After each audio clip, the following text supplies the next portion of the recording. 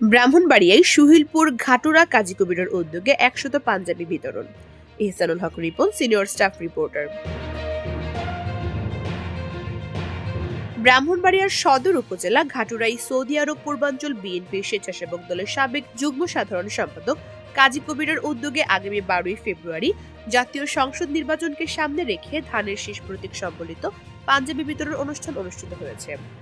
এই সময় দলের নিবেদিত প্রাণ কর্মীবৃন্দদের মাঝে পাঞ্জাবি বিতরণ করা হয়। অনুষ্ঠানে সভাপতিত্ব করেন কাজী ইমদাদুল হক।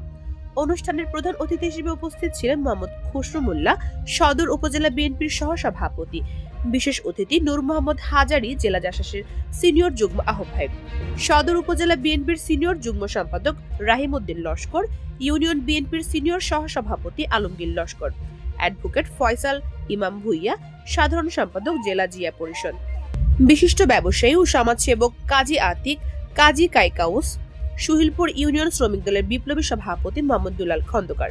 বিশিষ্ট সমাজসেবক ও অনুষ্ঠানের উদ্যোক্তা কাজী কবির বলেন, সামনে জাতীয় সংসদ নির্বাচন। ব্রাহ্মণবাড়িয়া জেলা বিএনপির সভাপতি ইঞ্জিনিয়ার খালেদ হোসেন মাহবুব শ্যামল ভাইকে বিজয় করতে উক্ত অনুষ্ঠান আয়োজন করা হয়েছে।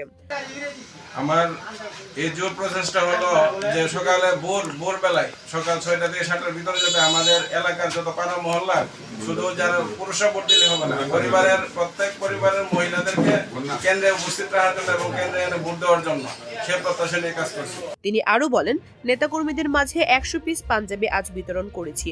গত ২ দিন আগে ২৫০ পিস মাফলার ও ৮ নং ওয়ার্ডের নেতাকর্মীদের উপহার স্বরূপ দিয়েছি।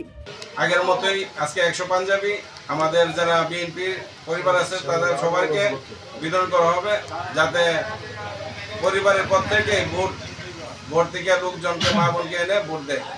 উপহার পেয়ে তাদের মধ্যে নতুন উদ্দীপনা, ভালোবাসা ও ঐক্যের বন্ধন আরো দৃঢ় করে তুলেছে। সুহিলপুর ইউনিয়নের ৮ নম্বর ওয়ার্ডে ২৫০ মাফলার বিতরণ করছি।